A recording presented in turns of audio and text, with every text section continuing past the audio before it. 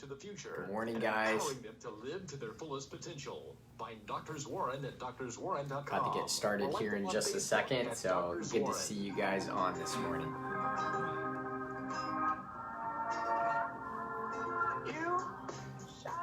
All right, guys, welcome to Wellness Radio. I am your health expert, Dr. Nathan Warren, and I'm here with my beautiful wife, Dr. Rebecca Warren. And so we've got a great show lined up for you guys today. We're going to be talking all about the gut. We're going to be talking about things like SIBO and Candida and parasites and some of the things you guys may have heard about in the past. But maybe just don't know a whole lot about, or don't know if it's a possibility that maybe you're dealing or battling, some of that, or is it affecting your health and you don't even know it, right? So we're gonna dive into that subject today. So if this is your first time tuning into our show, welcome. We're super glad that you're here, and we always welcome questions, especially live here on Facebook. And if you haven't liked or followed our page on Facebook yet, please do it. It's Doctors Warren, DRSWARREN. You can like and follow our page there, and we are live every radio show that we do, so that you're able to ask your questions. We're able to answer those in real time and be able to dive into a little bit deeper into subjects, especially during the commercial break of our radio show. So a little bit about us. We are local doctors here in Chattanooga, Tennessee. We are located across from the YMCA in Hamilton Place, and right next to the Home Depot there. We work with kids of all ages, adults of all ages, and we work in several different areas of health, and really pride ourselves in root cause, right? Getting down to the root cause of health issues, not just covering up, symptoms with a Band-Aid. So we work with structural corrective chiropractic. So we do a lot with correcting, again, the spine, because why it houses the system that controls everything in the body.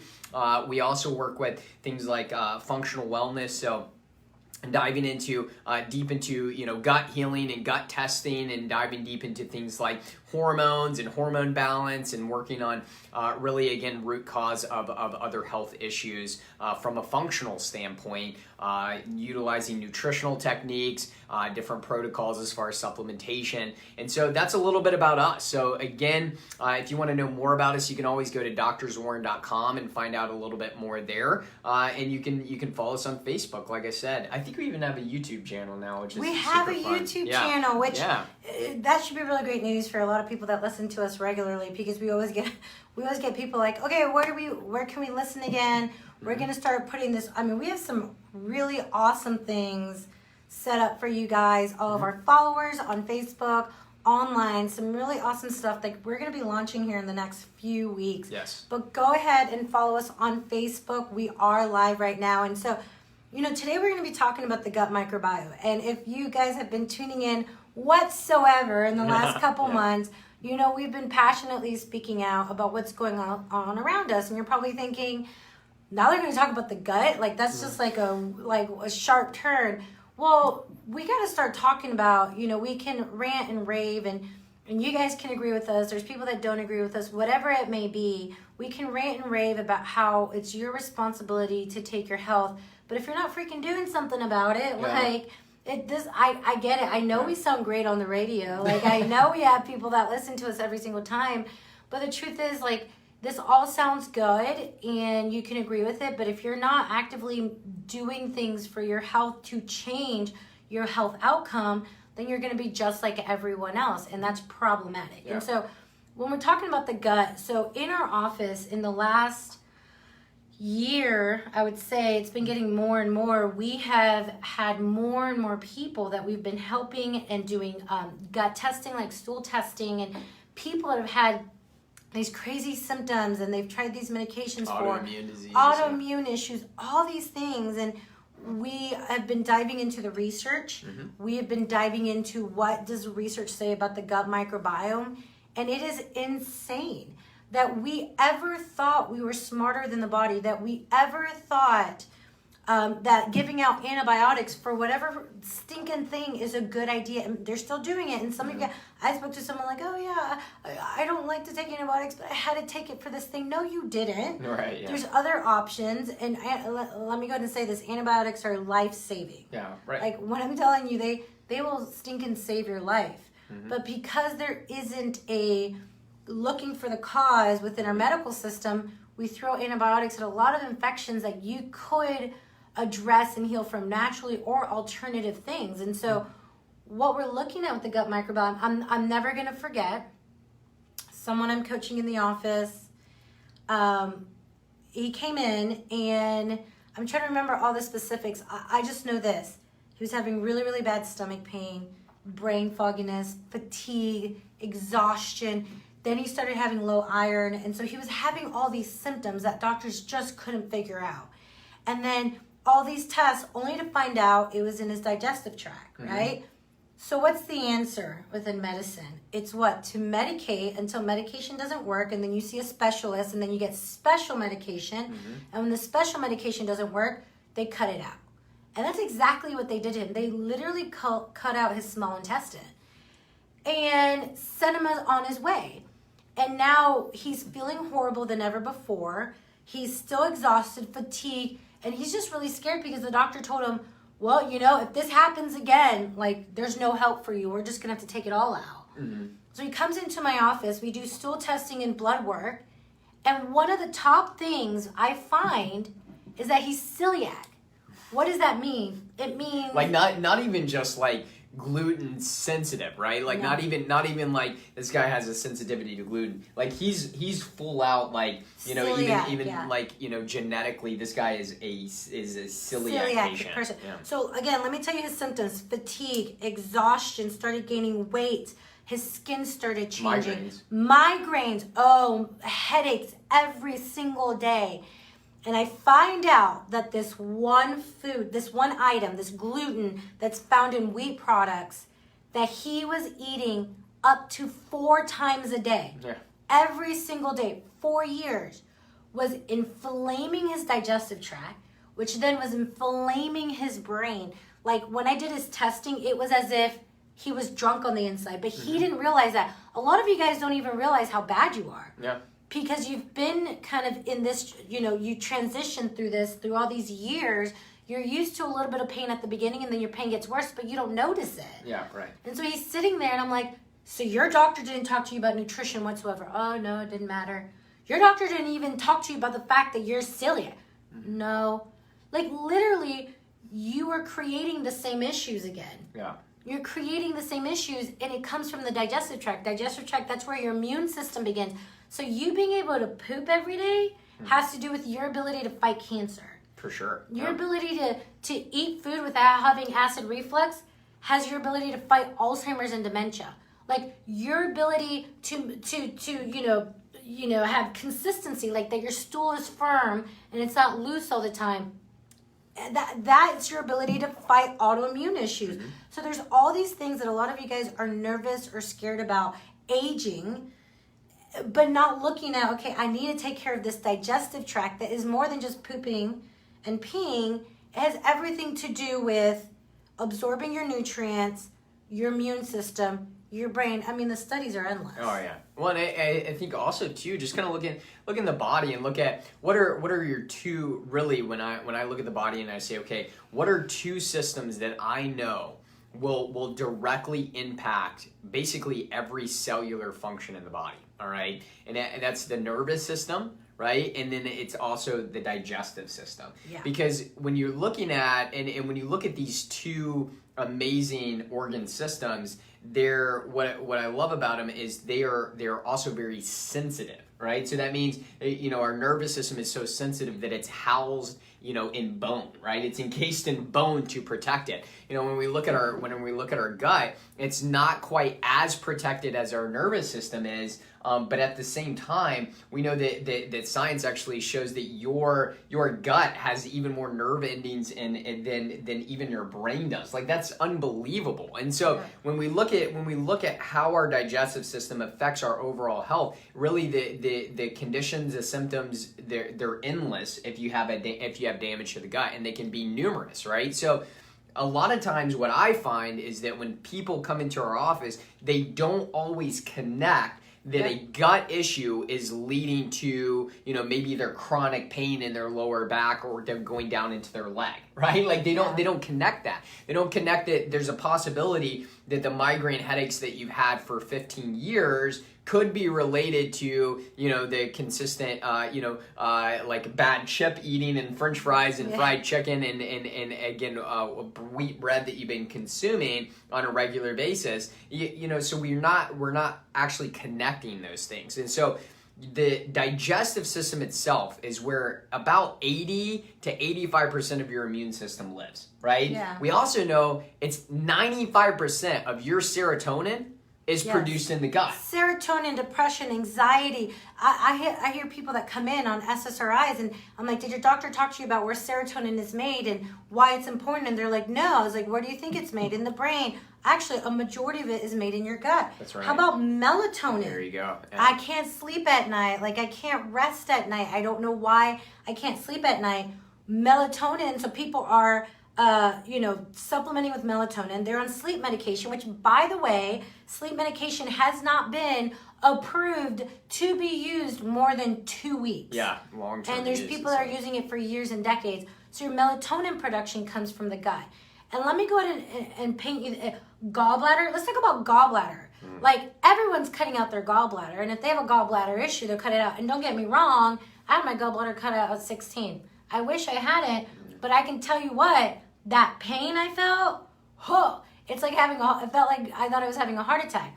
But the gallbladder is a very simple surgery, and they cut it out. But I truly believe now, in all my years of practicing and helping and coaching people, that sleep, blood pressure, and gallbladder are the earliest signs of a really severe issue. Yeah. And the crazy thing is, blood pressure is easy to take care of because you can get on some statin medication. You can get on sleep. blood pressure lowering medication. Blood pressure lowering medication. Yeah. So blood pressure lowering medication, you can get on sleep supplements or medication, but the gallbladder, you can just cut it out. But the gallbladder losing function is a big red flag that your digestive tract is not well. And let me go ahead and tell you this. Acid reflux, it's not because of too much acid. It is not because of too much stomach acid. Studies have been showing this over and over again.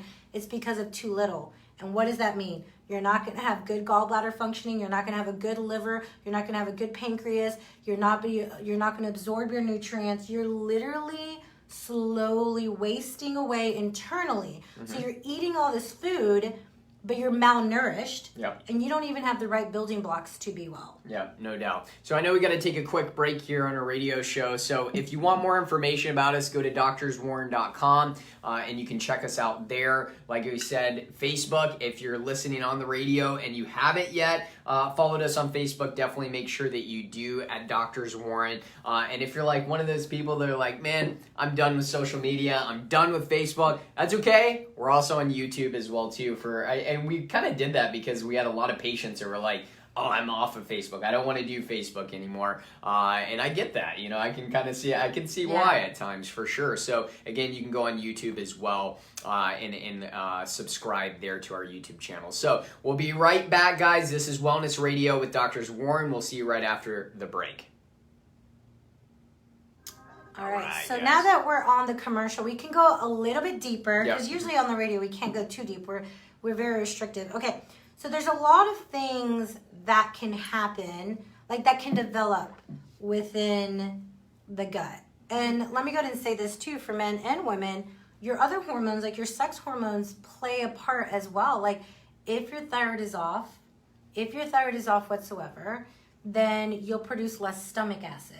When you produce less stomach acid is the biggest issue we're seeing. It's like getting rid of like your primary protective mechanism and your primary breakdown, right, of food. So it throws off the rest of the digestive process, right? Like, I mean, it's like literally, it's the upstream problem. Yeah. That seems so simple because you can just take an antacid or just take a PPI. People pop those things like it's candy, like it's no big deal.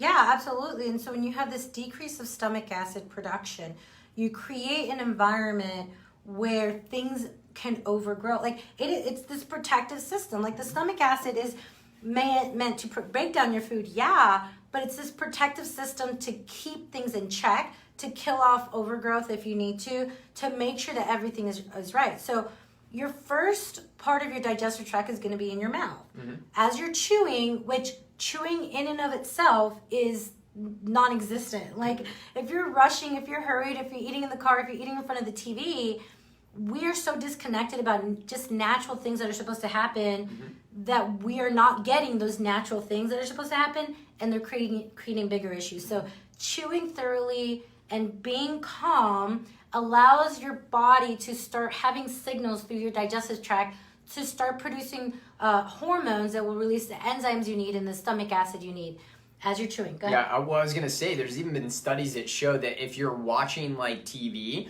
or if you're doing something that is distracting your brain from the food that you're consuming, they showed a decrease in the amount of amylase that is secreted in the mouth that helps to start the breakdown of carbohydrates, which is pretty important because what most Americans eat on a regular basis are a ton of carbohydrates, and if you're not already starting to break that down in the upper part of the mouth, that's a really great way, especially with an improperly working secretion of hydrochloric acid can lead to what we're going to talk about like SIBO, right? Small intestinal bacterial overgrowth, because it'll ferment, right, all that bacteria in the upper part of the intestine. So just from being distracted, right? Just from being distracted. And just, we still do that. We've got two crazy kids. Yeah, that our distractions, distract toddlers. us. Yeah, it's tough. But then after you're done chewing, you go to, so that chewing action, that being ability to signal to the brain, okay, hey, we're digesting, the brain signals down to the pancreas, you start creating the enzymes that you need, okay? When you start creating the enzymes that you need, you have the stomach acid production, and then when you start creating those enzymes, those pancreatic enzymes, because you're producing stomach acid, then your liver starts producing bile efficiently, and then you put it in your gallbladder, and your gallbladder is ready to help break down fat. Mm-hmm. And this whole process is all interconnected. So if anything is off in that process, it's going to cause issues. Yeah. When you have low stomach acid, like you said, SIBO, fungal overgrowth, bacterial overgrowth, H. pylori. Well, H. pylori causes decrease in stomach acid. Mm-hmm. But we'll get into that more here on the next break.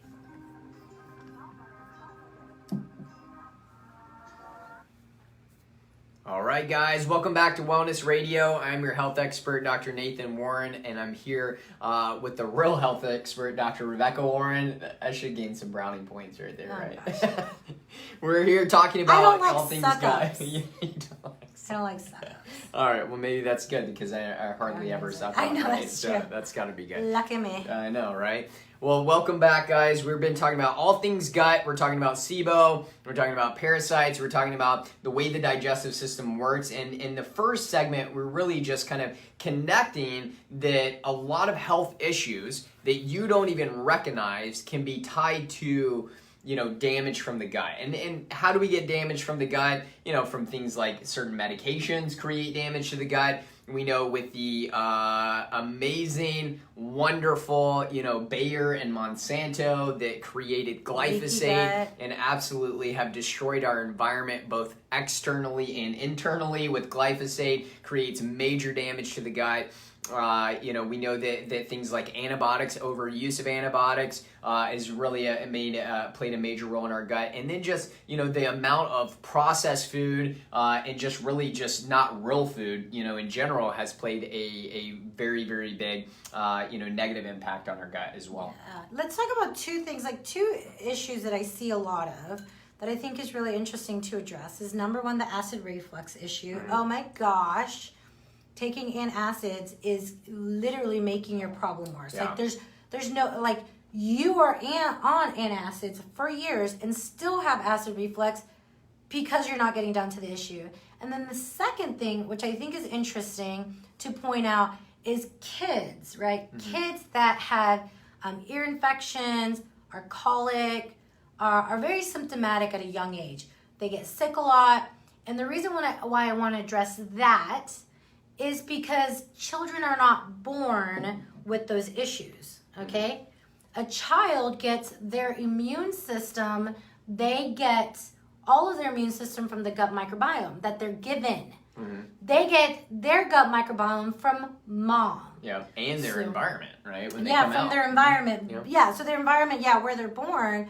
But the biggest issue I find is that a lot of women don't take care of themselves. Yeah. They take care of everyone else. They might have some hormone issues, they may have some gut issues, but they don't realize that now that gut microbiome issue is being passed down. And so we have a lot of moms that come into our office and my kid has this, and that. And I was like, oh no, we can absolutely help your kids. But let's talk about you for a second, because the gut microbiome is your immune system and it's the child's immune system.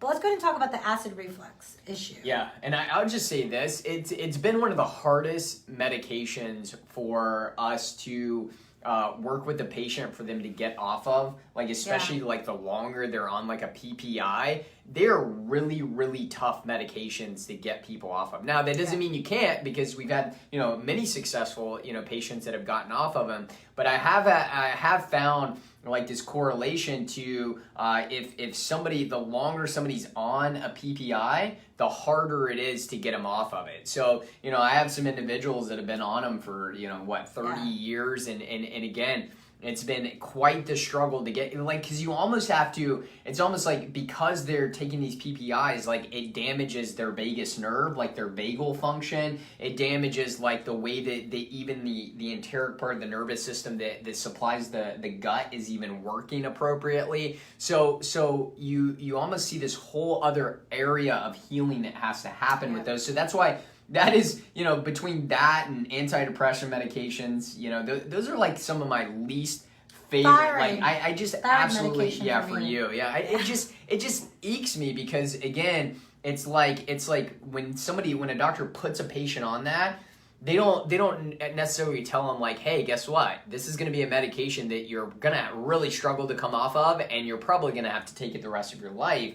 It just says, oh, let's get rid of that symptom. Here you go. This will help. And then usually the first few weeks, you're like, oh yeah, this was good. And then you know what they all tell me? What? When they come in, guess what's still on their stinking paperwork? Yeah, acid reflux is still on their stinking paperwork. And yet they're still on that medication. And so you can tell that medication and the inappropriate use of it just ticks me off. Yeah, I'm going to grab my phone here in a second, because I'm going to share a testimonial from someone. She just messaged me, and she had acid reflux so bad. So she came in, she thought it was adrenal issues. She was having acid reflux, because I want you guys to understand, we know that when acid reflux gets bad, it is bad. Yeah. She was to a point, it would wake her up in the middle of the night, like that burning and like the heaviness in her chest, and she couldn't go back to bed for hours. Every night. Like she couldn't lay on a certain side of her stomach because it would make it worse. Tara. Yeah. I asked her if I could share it, and she's like, this is the first time ever that she goes, I could feel it sometimes, but it never comes on. I can actually sleep through the night without having any issues. So the acid reflux issue, again, it's because there's not enough stomach acid production. What can cause low stomach acid production? Well, thyroid, low thyroid issues, digestive issues, H. pylori. Yeah. H. pylori. That's a big one. H. pylori is this bacteria that kind of like it hooks in there, like it spirals into your gut lining, and it sends out toxins systemically. So it sends out toxins. It's also been associated with thyroid issues. So if you have that, like you're stuck in this vicious cycle of like H. pylori and then thyroid issues, and then the thyroid issues creates an environment in your gut that creates H. pylori, and it's a real thing. Let me go ahead and tell you this: the doctors are using all these antibiotics. Like, I've been reading the studies. I haven't seen anything that consistently shows doing like a triple antibiotic therapy or multiple antibiotics will clear you of this H. pylori. There are natural ways to do it. Yeah. It's not going to be easy, but you can do that. So bacterial overgrowth or issues within your digestive tract will bring down that acid production. But what happens is when you get on this antacid or these medications that bring down your acid production, now you're in this vicious cycle. Again, you're malnourished. Yeah. You're not digesting your food. You're not breaking it down appropriately. And then now you're going to have more susceptibilities to autoimmune issues. Yeah. Autoimmune issues are insane right now. They are growing in numbers in children. 54% rise, right? Just in a few 54% years. rise in kids. Yeah. And so what we're looking at is if that stomach acid production is not well, if you're not producing the right enzymes to break down your food, now things can grow. So SIBO, so just to kind of break it down, small intestinal bowel overgrowth. You can have bloating with that. What other symptoms are there? Burping, so like in hiccups, so like burping and hiccups if you consume like fermented foods, so like if you drink kombucha or like beer or wine, or if you're consuming spicy foods and you get like kind of this burping like within 30 seconds to a minute, or you get like bloated, or you get hiccups, right? These are signs that you probably have overgrowth in the upper intestine, and this is a big deal, right? Because this overgrowth is we're not just talking about, these are just some bacteria that we need to get rid of. Like, it shuts down your migrating motor complex, which is think of it as a bundle of nerves that work to innervate the upper part of the intestine that pushes out, right, bacteria and the rest of your food when you're not eating, right? So it pushes that out of that upper small intestine area. And so what happens is this overgrowth, this fermentation process that happens there starts to wear and tear and shut down that migrating motor complex, and then it just sits there and it ferments and it creates all of that overgrowth, which then leads to even more damage. And so later down the road, like, let me give you an idea of what it looks like when you've left SIBO for a long time. It can lead to things like gastroparesis, right? Where you literally have basically the gastric system, the way that it creates peristalsis to move stool out, is paralyzed, right? And it's something that you find in a lot of cancer patients, you find in a lot, and again, I guarantee if they look deeper into it, it's because of the amount of chemotherapy and radiation that ends up destroying that upper part of the intestine, and that migrating motor complex is really, really affected and messed up. And that's always the big challenge with people who've had overgrowth for a long time, is getting that migrating motor complex working. A symptom you made me, I completely forgot about. The one symptom that keeps on popping up is I go to the bathroom, but I feel like I'm not fully empty. Emptying, yeah. That is a big red flag. I've had 2 women here in the last month tell me that. So we're got to go on break here, guys. In between the breaks, go to Facebook, Doctors Warren. We are live. We go a little deeper between the breaks. Go to our website, doctorswarren.com. If this is you, this is your husband, your wife, your sister, we do appointments in the office. Give the girls a call. They're standing by. We can set up an appointment. That first appointment just pretty much looks at where you're at, goes deeper. We do some testing in the office to determine what's the first step in getting well for you, for your husband, for your family, whoever it may be. That number's 423-362-5360. Again, that's 423-362-5360, and we'll see you right after the break. Or we'll not see you. All right, yeah. Okay. So SIBO's a tough one, and the thing is this: there's a lot of diets out there that you can do for SIBO. Yeah. And it'll make it. This is my issue. There's a lot of diets out there. We love, using nutrition to support the body. But when it comes to these gut issues, unless you're getting down to the cause and then doing like a protocol to address it, like a strong protocol, you're going to be stuck on this very restrictive diet forever. Yeah.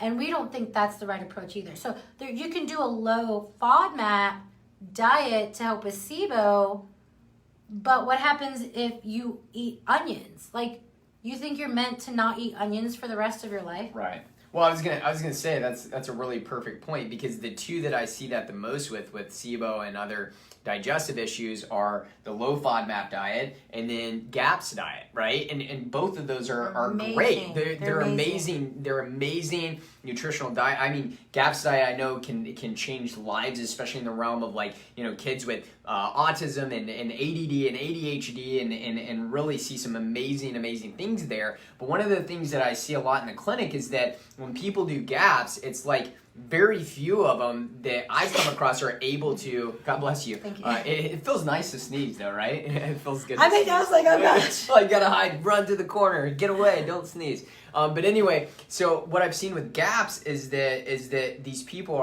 they do it, but then when they come off of it, it's like their whole life is destroyed still. And so it shouldn't be that way, right? It shouldn't be that way with a paleo diet or a keto diet or low FODMAP or vegan or whatever you are. Food is supplying information to our body and to our cells, and it's building blocks for our cells. But at the same time, that's why, like what you're saying with advanced, issues like SIBO, advanced issue like, overgrowth of parasites or Candida or, issues like that, you got to dive a little bit deeper in the protocol. And so I don't know about you, but I've kind of found that when I'm first starting with somebody with SIBO, like I don't even use a low FODMAP diet anymore.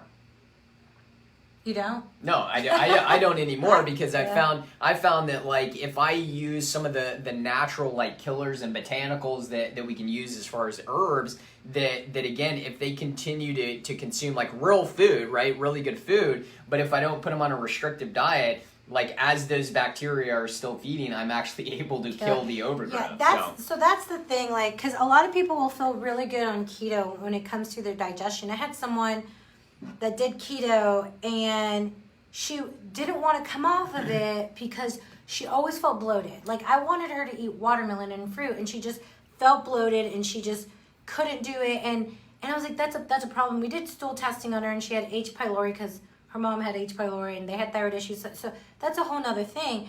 But people that do keto, they feel really good, especially when it comes to their digestion, because now they're starving these problematic overgrowth, these pathogens, they're starving them now. So they kind of do not die. The majority of them go into hiding. They go into their biofilm and they're dormant. So you're feeling great, but then when they come off of it, oh my gosh, my belly just feels so full. That's kind of what happens with a lot of these diets, like even like low FODMAP. The reason why you feel so great is because you're taking away these food items that will cause issues with that small intestine bacterial overgrowth.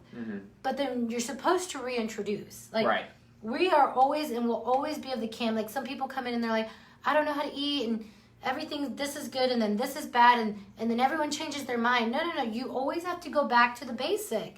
Ancestrally, how did we eat? Ancestrally, if we had an abundance of meat because we killed this big animal, no one sat at the table and said, I'm not going to eat this elk because I'm vegan now. No, they ate what was available to them and they used it and their body used it in that season. For sure. But also if they had an abundance of carbs, of like sweet potatoes and stuff like that, they're not going to be like, berries, they're going to eat it. So diet variation is huge. No doubt, absolutely. We're about to go live again.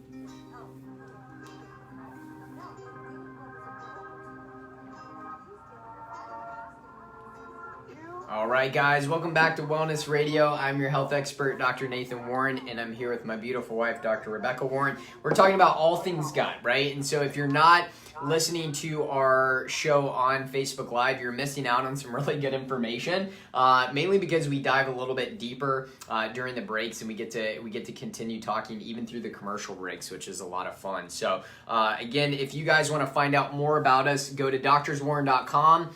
Check out like some of the articles we got on there. We've also got, as we talk about some of the supplements here in the next few minutes, you can always go there. We have a shop on there where we sell all of the ones that we talk about on here that are professional brands. You can also make an appointment on our website if you're listening to this. And so just so you guys know, we're located in Chattanooga.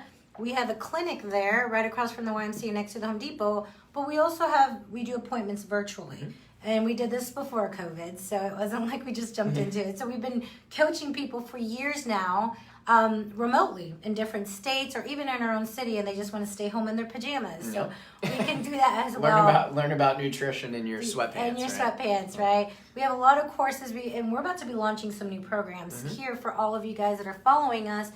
But our phone number is 423-362-5360. If you'd like to set up an appointment with us, whether that is, hormone issues, detoxification, you're exposed to mode, you're in pain. A lot of people came into our office during the shutdown because of pain. Because let's be honest, pain is, again, the tip of the iceberg. Force, right? Yeah. And so you can give us a call, set up an appointment, or you can go to doctorswarren.com. But I think what will be really interesting, you mentioned this, is that this next week, you want to you guys on Facebook, make sure you're following us to get notifications.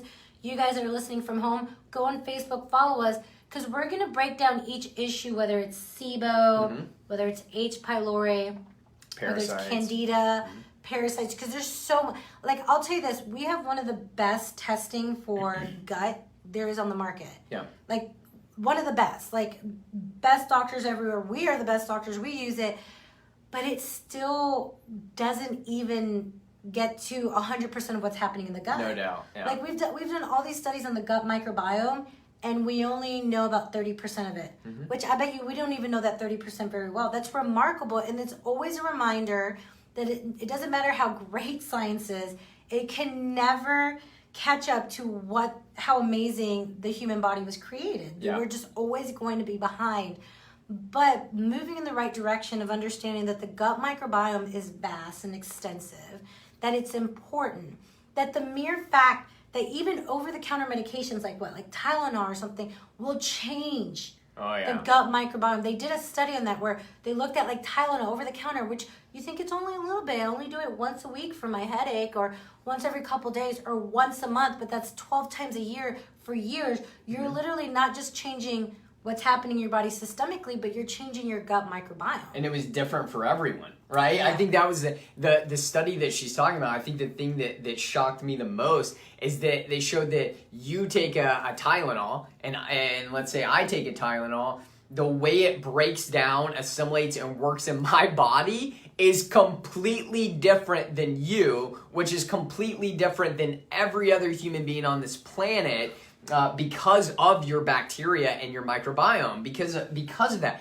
And so then you have to ask yourself, like medication, you can't inherently say it's safe by any means, and that's part of the reason 106,000 people a year in America alone die from properly prescribed medications. 2 million Americans are hospitalized and suffer either serious injury or even debilitation from properly prescribed medications a year. And why is that? It's because your microbiome is unique to you, and it's vast and it's expansive. And so to think, right, even during this time, to think that we can outdo and outthink microorganisms is a sign of insanity. You cannot. You can't beat microorganisms. They adapt faster, and they're much, they're what you're made of. Right? I'm just really confused too, because we've spoken to a lot of people lately that have gone to GI specialists. Like, these doctors whose main focus is the GI tract. And I'm just really shocked. And just kind of like, what are you specializing in? You're specializing in surgery and medication for GI issues. You're not specializing in the amazingness of the gut microbiome. Just so you guys know, and we've said this so many times, you have more bacteria and more viruses in and around your body than cells. And we have trillions of cells. So this whole thing is just fast and amazing. And let me make this point about probiotics, because we're about to get into like supplementation and things that you can start doing.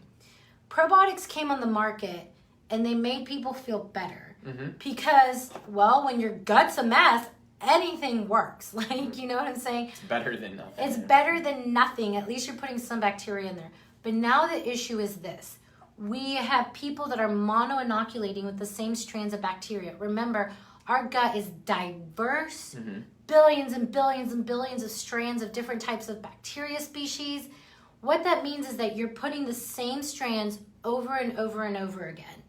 That's not good either. Right. Bacteria is good. Too much of a certain good one is bad. Yeah.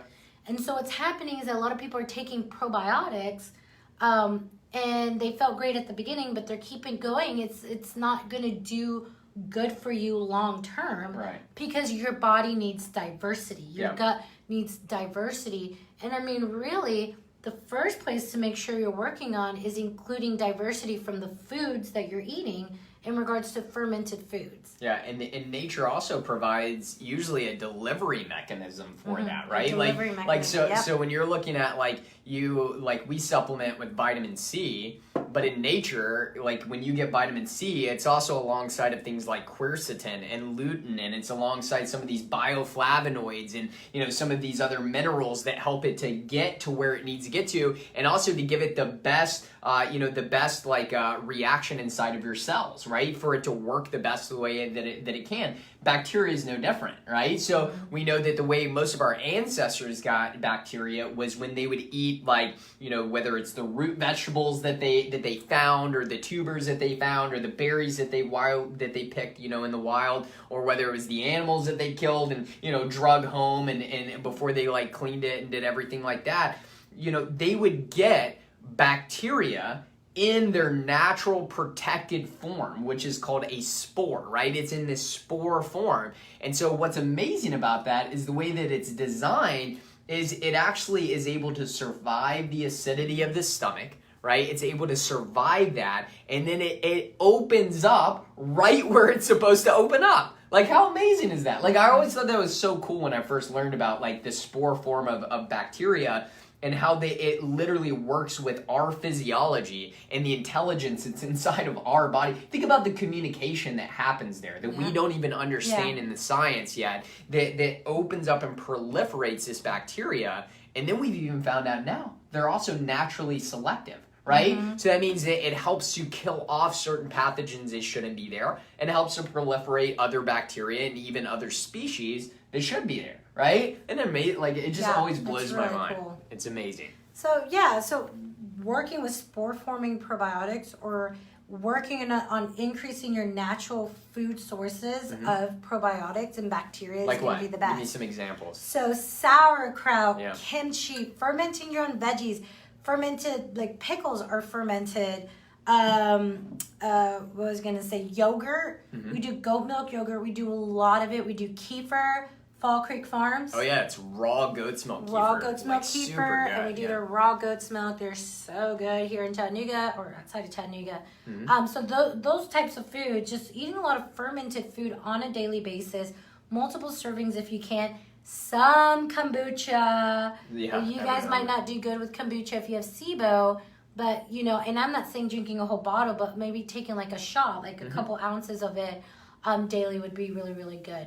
Now, we have to go on break. We are Doctors Warren. Check us out on our website, doctorswarren.com, or on Facebook, Doctors Warren, or on YouTube. Guess what? Doctors Warren. Just Doctors Warren everywhere, guys. We'll see you right after the break.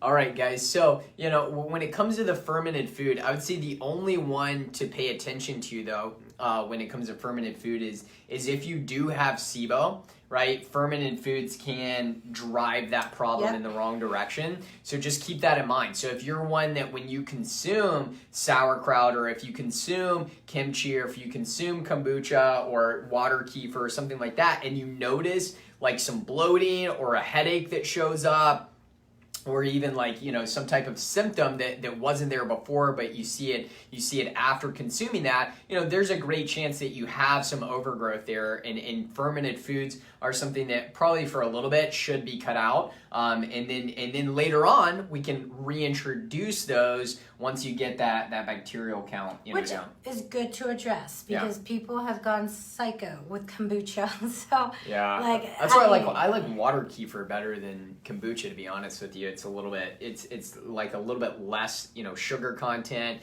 I think it's a little bit more diverse as far as its bacterial count. And you guys can make kefir your own. Like, you can make your own kefir. Like, you can, once you get kefir seeds, or what are they called? Kefir. Like grains. They call kefir them grains. They call them grains. They're not grains. They're not grains. That's what they're called. And they're really like squishy. I remember someone's like, "Oh, we used to like eating the kefir grains." Like chewy. Like, but you can make your own. You can order them online and make sure they're coming from a good source. And you can make your own kefir and fermented foods at home. I've been wanting to ferment veggies, but you know, I've been wanting to do a million things. I won't try them first. I'll let the kids try it first. But you know, I mean, I do think fermented foods are a really cool part of a diet and nutrition. Especially like what I really like, and you can kind of attest to this, is if you do like some sort of fast. Right, so if you're fasting, which we know can do a really good job of actually lowering some of that bacterial count, but in a good way, right? Keeping bacteria in check, and kind of it's almost like a reset to the digestive system. And then after a 3 to 5 day water fast, putting back in, right, some of those fermented foods. So like if you consume like bone broth post fast, you can add a little bit of like some of the liquid from sauerkraut into it, or fermented pickle into it, or something like that, to introduce some good bacteria into the gut. And you can see some really, really good results with repopulating that diversity in the gut post fast. But I think one thing that's really interesting, and you can touch on this, is one of the diets that we found to be, pretty profound with gut issues is the carnivore diet. Yeah. Like, pretty wild, right? Anyway, like if you have any vegan followers, they're gonna be like, "Oh, yeah, but but even those, even the vegans that follow us know that we're about variation, right? So, and again, carnivore, a carnivore is just eating a lot of really great quality foods and glandulars and bone broth and so I'm actually doing it right now. Yeah. And so I will say, like, it is very interesting. It's the highest my ketones have ever gone. It's the lowest my blood sugar's ever gone. Even fasting. Even fasting. Yeah, it's wild. So I'm still eating, and I'm eating a lot of food. And so if you guys want to know some more information about it, check out Dr. Paul Soladino. Yeah, he's awesome. Solid, great information. He's a medical doctor that talks about carnivore. But it's a good way to kind of like, so what I like to do is I like to starve it and change the bacteria. Yeah. Not myself, starve the bacteria, and then I'll reintroduce some foods and then go high on my gut killing protocol to make sure, and probiotics, to make sure that once these things come out, I'm addressing them. So even the carnivore is going to change how your gut, really what it is I'm just completely restricted of carbs. Yeah. Almost completely. So, except I did have macadamia nut milk one night. Right. But yeah, so it's really interesting, guys. We're not going to talk to you guys about stuff. We're not going to recommend. When we coach someone, we're not going to put you on a supplement or a protocol or anything that we have not done. Yeah. Oh, yeah, for sure. So I'm doing this. All right, guys, welcome back to Wellness Radio. We're in our last segment here. We've been talking all things gut. I'm here with Dr. Rebecca Warren. I'm Dr. Nathan Warren. And so we've been talking a little bit about SIBO. We've been talking a little bit about just the environment of your microbiome and how the digestive process works. We've talked about like how diet is a great way to, again, introduce lots of nutrient density in the body, but that, again, we shouldn't have to rely on a specific diet just for our symptoms to stay away for the rest of our lives. Again, sometimes we have to dive into the reason why, the root cause, and use, specific like nutraceutical protocols to get the body back into balance, and it's supporting the way the body is innately healing in the first place. And so, during our break, guys, we dove into a little bit with, a little bit deeper into SIBO, talked a little bit about, the carnivore diet that Dr. Rebecca We'll touch on that this week. How about we do a separate video? So this week, guys, go on Facebook. We're going to touch on each individual thing because, we only have 45 minutes to talk about something so vast. But this week on Facebook and on YouTube, we'll post those videos just focusing on each individual thing that you might have an issue with. And we'll talk about the carnivore diet and our experience with it. So make sure, follow us on Facebook. Check out our website, doctorswarren.com. You can also make an appointment there with us to sit down, whether it's the structural corrective chiropractic side or whether it's the functional wellness side.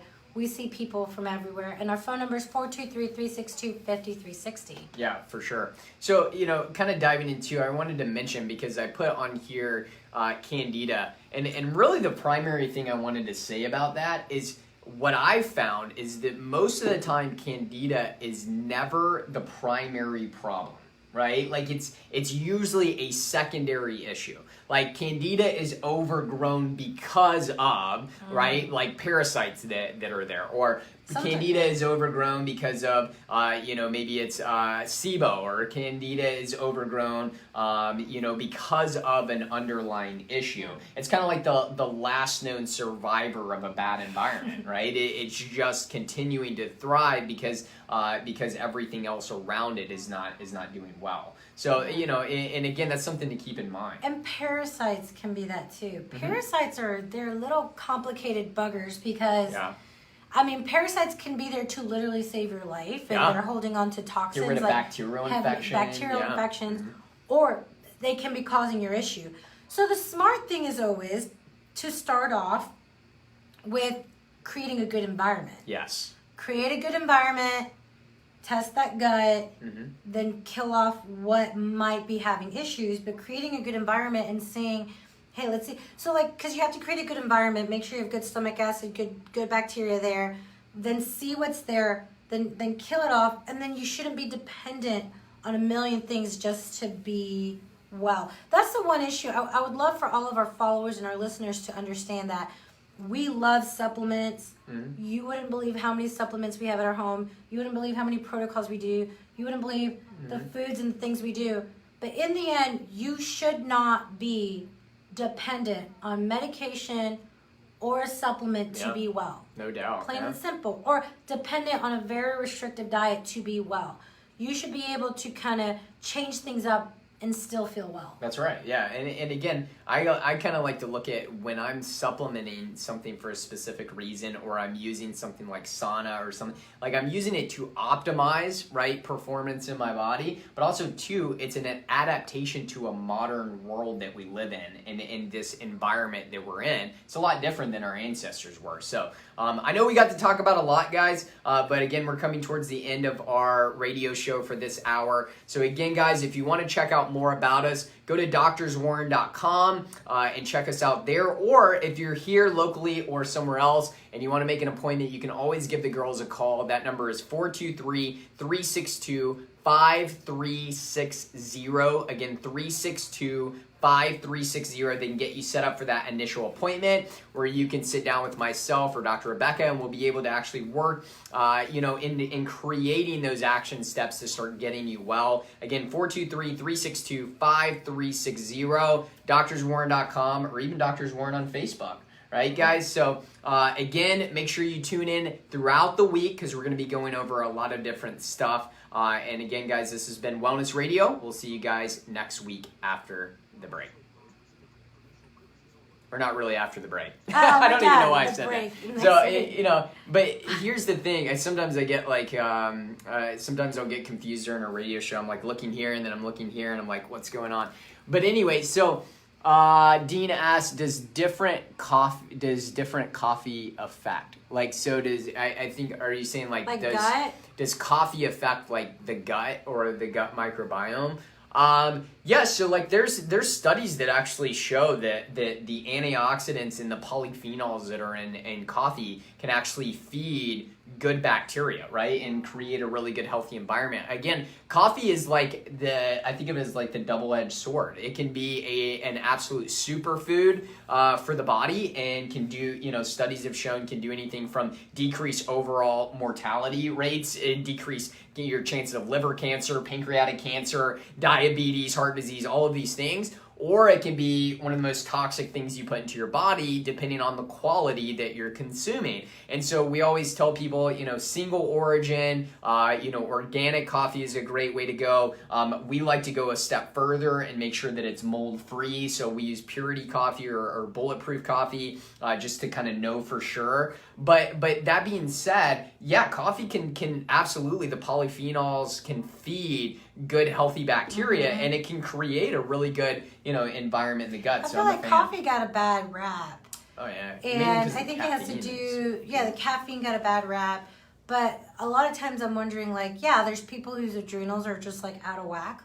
Like any kind of thing that's going to increase their cortisol is going to be problematic.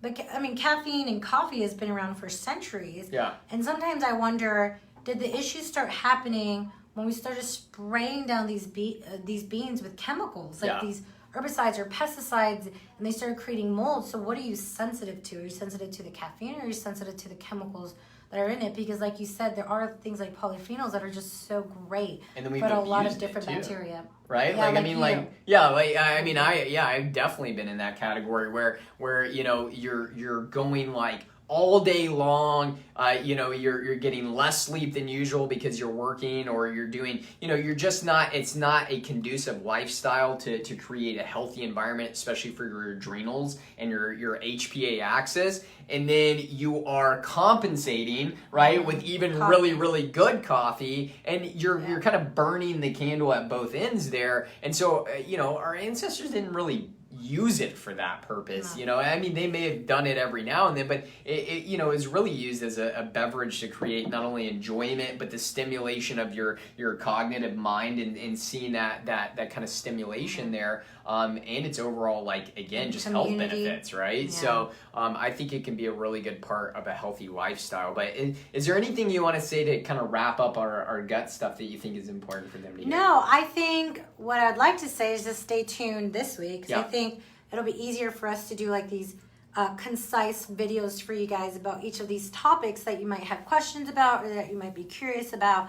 So yeah, just keep an eye out for that this week. Yeah. And then that'll be fun to do. Yeah, for sure, guys. Well, thanks for tuning in. I hope you guys have a wonderful weekend. Enjoy your friends and family. And if it's like you here in Chattanooga, man, try to stay cool, because it is ridiculously My tomato hot here. plants are dying. Oh, my goodness. You Stay gotta cool. water it like multiple times a day. I know. Anyways, okay. We'll see you guys. Bye, Have a guys. good day.